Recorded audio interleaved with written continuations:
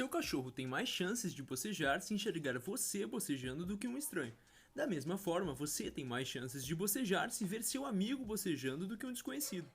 No entanto, pode um vídeo que fale pela terceira vez em bocejar te fazer ter um bocejo. O bocejo, sem dúvida, pode ser contagioso. No entanto, ele também pode ter uma função fisiológica, uma vez que ele permite uma grande captação de oxigênio que pode ser útil para oxigenar e resfriar o nosso cérebro. Nesse vídeo a gente vai comentar sobre a respiração e sobre curiosidades que a envolvem.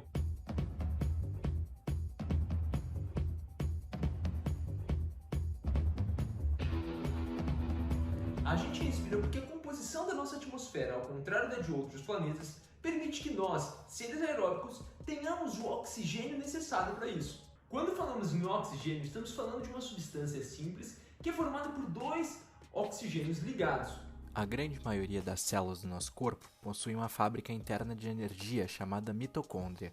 É para garantir o funcionamento dessa fábrica que precisamos que o oxigênio chegue até lá, dentro das células. Ao mesmo tempo, para produzir toda essa energia, acabamos gerando CO2, um gás que precisa ser eliminado. É através da nossa respiração que a gente vai conseguir absorver esse oxigênio e eliminar o gás carbônico produzido.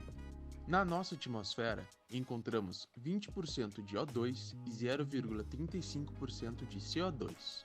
A maior parte da nossa atmosfera é composta por um gás que não usamos na respiração, o nitrogênio. Apesar da porcentagem de oxigênio, gás carbônico e nitrogênio ser sempre a mesma, em locais de maior altitude a gente vai ter uma menor disponibilidade de oxigênio. E assim, ao ir para um local de alta altitude é normal a gente sentir falta de ar. No entanto, passado certo período nesse local, o nosso corpo é capaz de se adaptar. Com mais ou menos abundância de oxigênio, teremos da mesma forma que realizar um movimento para colocar o ar para dentro do corpo, a inspiração. Músculos específicos se contraem, assim como o diafragma, aumentando o volume da caixa torácica e diminuindo a pressão dentro de nossos alvéolos. Com isso, o ar entra. Ao passar pelo nariz, além de ser aquecido, grandes partículas que poderiam ir para o nosso sistema respiratório vão ser seguradas graças aos pelos e ao muco da região. Em seguida, esse ar vai para a nossa região que é comum para a passagem de alimento e ar, a chamada laringe. Para evitar que você se engasgue, durante a nossa deglutição, a faringe se eleva e fecha a epiglote, que é uma cartilagem presente na região. Nesse sentido, a gente consegue evitar que o alimento atravesse a nossa traqueia. Por isso que falar e comer ao mesmo tempo não é uma boa ideia, uma vez que a gente vai estar fazendo duas coisas que são antagônicas entre si. Na fala, a gente está estimulando as cordas vocais para que durante a saída do ar a gente consiga produzir o som. Mas ao mesmo tempo, fazer isso impede que essa epiglote fique fechada. Depois de passar pelo nariz, pela laringe e pela faringe, o ar chegará na traqueia. A traqueia se mantém sempre aberta, pois anéis cartilaginosos a mantêm assim. Ela se bifurcará, formando os brônquios e então os bronquíolos. Internamente, encontramos células ciliadas. Essas células produzem muco e, através de seus movimentos, facilitam que partículas indesejadas sejam expulsas. O uso de cigarro é capaz de fazer essas células mudarem de forma e não conseguirem mais fazer esses movimentos. Depois de toda essa parte condutora, o oxigênio vai conseguir chegar nos alvéolos, onde ocorrerá a chamada troca gasosa. Nela, o oxigênio que está dentro desse alvéolo, em função de uma fina camada que existe ali, vai conseguir passar pelos capilares sanguíneos que o envolvem. Nos alvéolos também encontramos células que produzem o surfactante. O surfactante é uma substância que mantém os alvéolos abertos. Os bebês, antes de nascerem, estão com os alvéolos completamente fechados, colabados. É o surfactante que garantirá que, ao nascerem, sejam capazes de respirar. Caso ocorram inflamações nos alvéolos, é muito esperado que ocorra um sintoma de falta de ar, justificado por uma dificuldade desse oxigênio de chegar nos tecidos. Isso está presente na asma por ação de agentes alergênicos que vão ativar toda uma cadeia de alergia e também na Covid, que vai atacar principalmente esses alvéolos. O oxigênio é então transportado, principalmente pelas hemácias, isto é, os glóbulos vermelhos, até os tecidos. Se ocorre algo que impede esse O2 chegar às células que precisariam do O2, elas morrem por isquemia. No infarto, células que fazem o coração bater morrem por não receberem suficiente O2.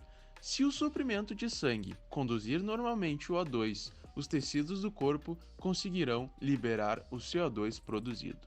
Esse sangue, repleto de CO2, voltará aos pulmões e o corpo, através da expiração, liberará o CO2 para o ar. Na expiração tranquila, o relaxamento do diafragma e dos demais músculos permitirá que o ar repleto de CO2 seja eliminado. Não é possível a gente parar de respirar voluntariamente. Claro, a gente consegue sim prender o ar por certo tempo. Alexei Segura, por exemplo, é um espanhol que conseguiu quebrar o recorde ao ficar 24 minutos e 3,45 segundos imerso dentro da água após inalar oxigênio puro.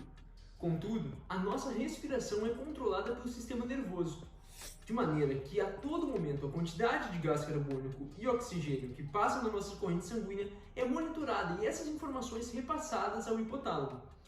Nesse sentido, caso ocorra um aumento muito grande do gás carbônico associado a uma produção dessas células, o hipotálamo vai ordenar, através de centros de neurônios, a informação para que seja realizada uma respiração profunda, o que vai tornar impossível a gente, por força da vontade, deixar de respirar. Depois de toda essa revisão sobre a respiração, voltamos ao bocejo. Um dos aspectos mais comentados é o seu aspecto contagioso, relacionado a áreas do cérebro envolvidas na imitação e empatia. Sobre sua função fisiológica, é possível que ele promova um aumento na circulação do fluido cérebro-espinhal, limpando substâncias que induzem sonolência, além de também aumentar o foco e a atenção. Também se cogita que o bocejo sirva para aumentar a oxigenação e a refrigeração do cérebro, por meio do grande volume de ar inalado. Uma outra situação é capaz de nos fazer precisar muito de oxigênio, é o exercício físico. Neste vídeo, entrevistamos o professor e Dr. Álvaro Reichach de Oliveira, destaque mundial nas produções científicas relacionadas ao exercício físico. Por que eu fico dispneico, né? Por que eu fico ofegante quando eu estou fazendo exercício? Por quê? A musculatura está produzindo muito CO2 por conta da intensidade de exercício. Esse CO2 é um potente estimulante da ventilação. Tu quer testar isso? Faz isso, ó. E quanto tempo? O que vai acontecer? Eu vou precisar de oxigênio. De novo, o equívoco. Tu não ventila porque tu está precisando de oxigênio.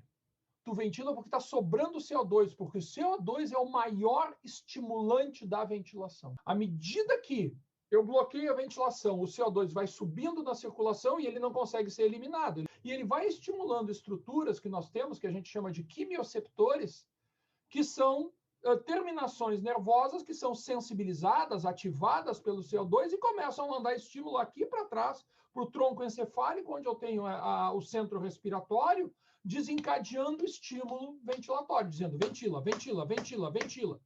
Tu pode voluntariamente bloquear a tua ventilação durante um certo tempo, mas chega uma hora que tu ventila. Digamos assim, a ação voluntária, ela não consegue suportar o estímulo involuntário que está vindo lá do tronco encefálico. Se eu colocar uma carga alta e pedir para tu levantares essa carga, o que é comum as pessoas fazerem? Elas fazem isso, ó. Apneia. A gente chama isso de manobra de valsalva. O que acontece quando tu faz a manobra de valsalva? A pressão arterial aumenta. E quando aumenta a pressão arterial, tu aumenta a perfusão muscular. E aí tu aumenta desempenho muscular. Mas aí tu vai para uma academia qualquer, e tu vai treinar lá, o que o professor de educação física te diz lá? Eu quero que tu faças 10 repetições, mas eu quero que tu faça a repetição expirando na fase ativa. Bom, fase ativa. Então eu vou fazer isso aqui, ó. Vou fazer força, estou no supino. E aqui eu vou fazer expirar na fase ativa. Mas Álvaro, o normal seria eu fazer valsalva. Não, eu quero que tu expire. Para que serve isso? A contração muscular per se, ela já gera aumento de pressão arterial.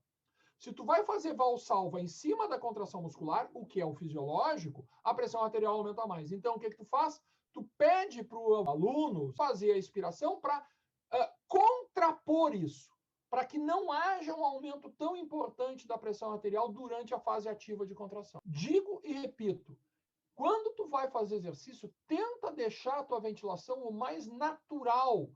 Esquece ela. Deixa que a fisiologia se encarregue de controlar ela. Né? E é muito engraçado, tu já deve ter visto isso.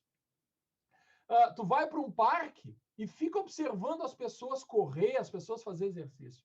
Volta e meia passa alguém tentando controlar a ventilação e ele controla de uma forma tão maluca que tu chega a ouvir eu não sei quem é que ensinou para ele aquilo ali, eu digo, para! Cara, deixa a dona fisiologia resolver. Torna o teu movimento ventilatório fluido, natural, tá? Não inventa.